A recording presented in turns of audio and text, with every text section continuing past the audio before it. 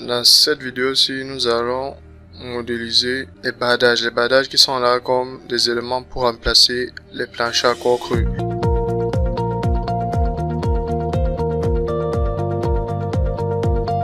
Comme je l'ai dit en début de vidéo, les bardages ne sont pas des éléments réels en tant que tels. Ils sont juste là pour transmettre les charges reçues du haut et les répartir sur les différentes poutres qui les entourent. Mais robots ne les considèrent pas comme des éléments en béton armé. Donc, on ne va pas parler de ferraillage, de bardage ou de dimensionnement de bardage. Ce sont juste des éléments qui permettent de repartir les charges. Et dans ce cas, nos planchers à corps creux seront dimensionnés dans un autre logiciel, comme Excel ou un autre logiciel de tablette. Nous pouvons commencer. Ok, nous devons d'abord isoler notre étage. Donc, voilà en projection. Nous allons dans chargement, dans l'analyse, nous vérifions d'abord notre structure pour s'assurer qu'il n'y ait pas d'aberration ou d'éléments. Il n'y en a pas, donc on peut continuer. On va dans structure, on choisit bardage. Les bardages se définissent quasiment comme les éléments de plancher. Alors, on choisit notre modèle.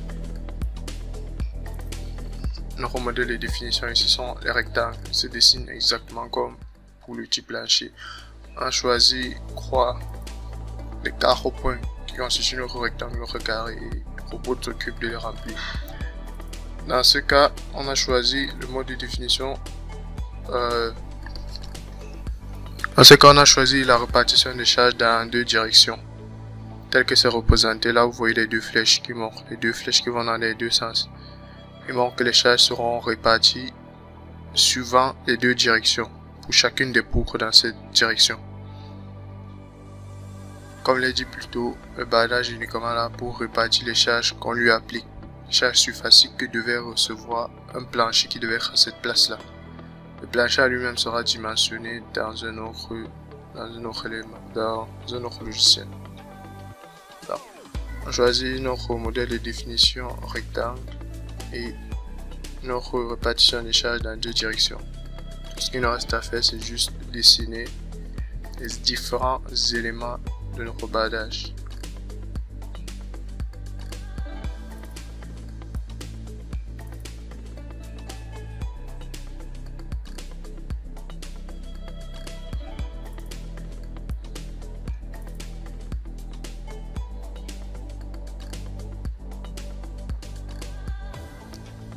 Les dessins pour chacun de nos bardages se fait de la même manière comme pour le plancher. On dessine juste une suite de rectangles et de carrés.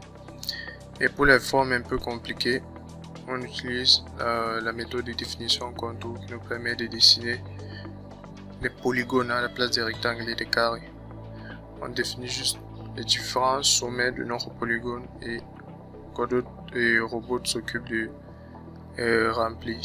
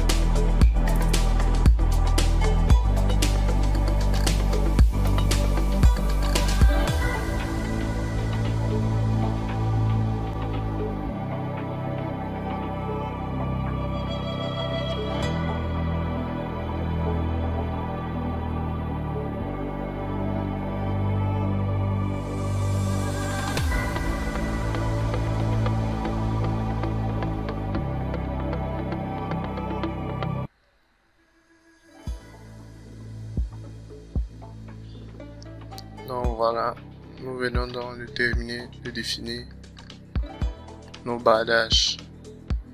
Nous avons laissé certains vides au niveau des cages d'escalier et des cages d'ascenseur. Il n'y aura pas de plancher à ces places-là.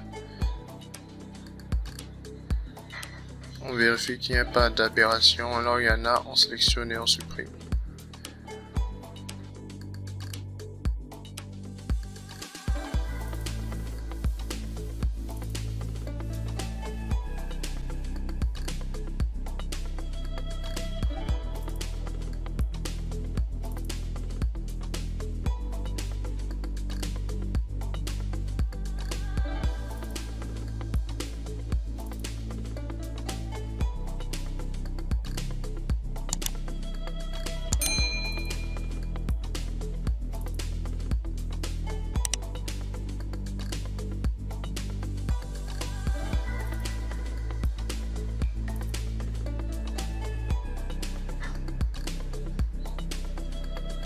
Tout pour cette vidéo.